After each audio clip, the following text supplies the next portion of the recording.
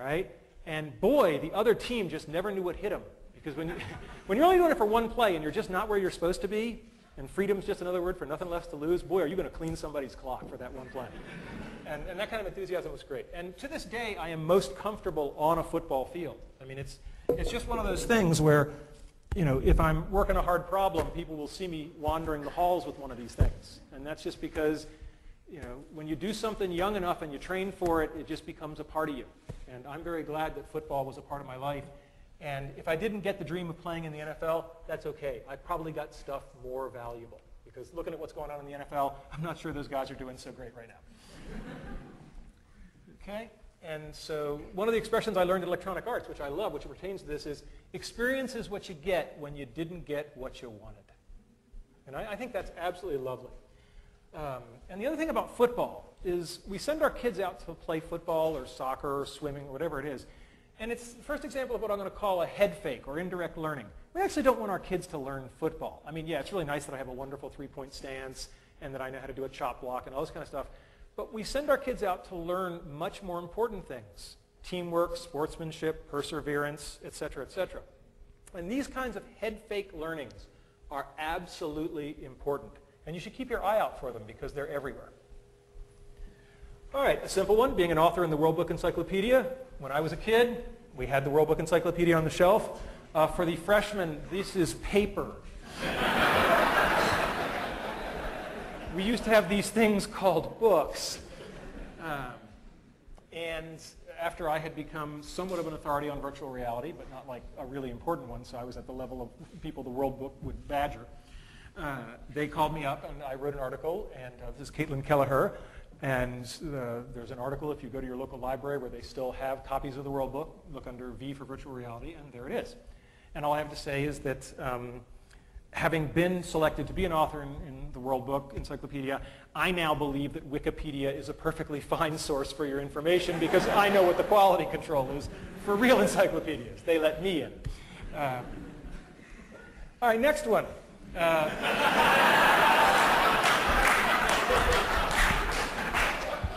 At a certain point, you just realize there's some things you're not going to do, so maybe you just want to stand close to the people.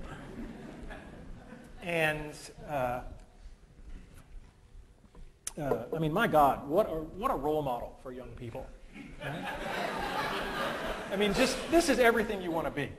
And what I learned that carried me forward in leadership later is that, you know, he wasn't the smartest guy on the ship. I mean, Spock was pretty smart, and McCoy was the doctor, and Scotty was the engineer, and you sort of go, and what skill set did he have to get on this damn thing and run it? And, you know, clearly there's this skill set called leadership. And, you know, whether or not you like the series, there's no doubt that there was a lot to be learned about how to lead people by watching this guy in action. So, and he just had the coolest damn toys, right? I mean, my God, he, you know, I just thought it was fascinating as a kid that he had this thing, and he could, you know, talk to the ship with it. Right? You know, I just thought that was just spectacular. And of course, now I own one, and it's smaller. So that's kind of cool. So I got to achieve this dream.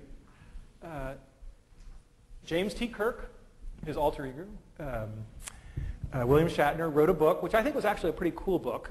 It was with Chip Walter, who is a Pittsburgh-based author who's quite good. And they wrote a book on basically the science of Star Trek, you know, what has come true. And they went around to top places around the country and looked at various things, and they came here to study our virtual reality setup.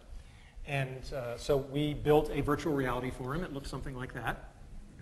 We put it in, put it to red alert. He was a very good sport. It's not like he saw that one coming. And it's really cool to meet your boyhood idol. But it's even cooler when he comes to you to see what cool stuff you're doing in your lab. And that was just a great moment. All right, winning stuffed animals. This may seem mundane to you, but when you're a little kid and you see the big buff guys walking around in the amusement park and they got all these big stuffed animals, right? And this is my lovely wife. And I have a lot of pictures of stuffed animals I've won.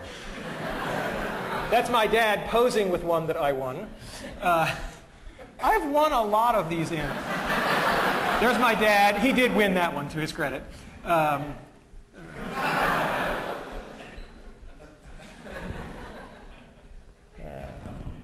Right? And this was just a big part of my life and my family's life. But, I can hear the cynics.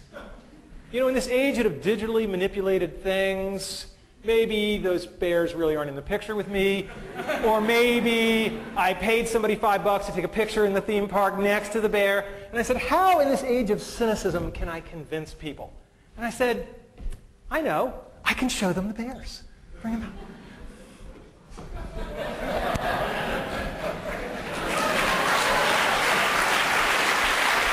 We just put them right there. We just put them back against the wall. Doesn't he? It's hard to hear you. Okay. Okay. Thanks, honey. So here's some bears. We didn't have quite enough room in the moving truck down to Chesapeake, and anybody who'd like a little piece of me at the end of this, feel free to come up. First come, first serve. All right, my next one, being an Imagineer. This was the hard one. Believe me, getting to zero gravity is easier than becoming an Imagineer. When I was a kid, I was 8 years old, and our family took a trip cross-country to see Disneyland. And if you've ever seen the movie National Lampoon's Vacation, it was a lot like that. There's a quest. And these are real vintage photographs. And there I am in front of the castle, and there I am. And for those of you who are into foreshadowing, this is the Alice ride. And I just thought this was just the coolest environment I'd ever been in. And instead of saying, gee, I want to experience this, I said, I want to make stuff like this. And so I bided my time, and then I graduated with my PhD from Carnegie Mellon, thinking that meant me infinitely qualified to do anything. And I dashed off my letters of application to Walt Disney Imagineering, and they sent me some of the damn nicest go-to-hell letters I've ever gotten. I mean, it was just, we have carefully reviewed your application, and presently we do not have any positions available which require your particular qualifications. Now think about the fact that you're getting this from a place that's famous for guys who sweep the street, right? So that was a bit of a setback. But remember, the brick walls are there for a reason, all right? The brick walls are not there to keep us out. The brick walls are there to give us a chance to show how badly we want something. Because the brick walls are there to stop the people who don't want it badly enough. They're there to stop the other people. All right, fast forward to 1991. We did a system back at the University of Virginia called Virtual Reality on $5 a day. Just one of those unbelievable, spectacular things. I was so scared back in those days as a junior academic. Jim Foley's here, and I just love to tell this story. He knew my undergraduate advisor, Andy Van Dam, and I'm at my first conference, and I'm just scared to death. And this icon in the user interface community walks up to me and just out of nowhere just gives me this huge bear hug, and he says, that was from Andy. And that was when I thought, okay, maybe I can make it, all right? Maybe I do belong. And a similar story is that this was just this unbelievable hit because at the time everybody needed $500,000 to do virtual reality, and everybody felt frustrated. And we literally hacked together a system for about $5,000 in parts and made a working VR system. And people were just like, oh my God, it's like the Hewlett-Packard Garage thing. This is so awesome. And so I'm giving this talk, and the room has just gone wild. And during the Q&A, a guy named Tom Furness, who was one of the big names in virtual reality at the time, he goes up to the microphone and he introduces himself. And I didn't know what he looked like, but I sure as hell knew the name. And he asked a question. And I was like, I'm sorry, did you say you're Tom Furness? And he said, yes. I said, then I would love to answer your question, but first, will you have lunch with me tomorrow? And there's a lot in that little moment, right? There's a lot of humility, but also asking a person where he can't possibly say no.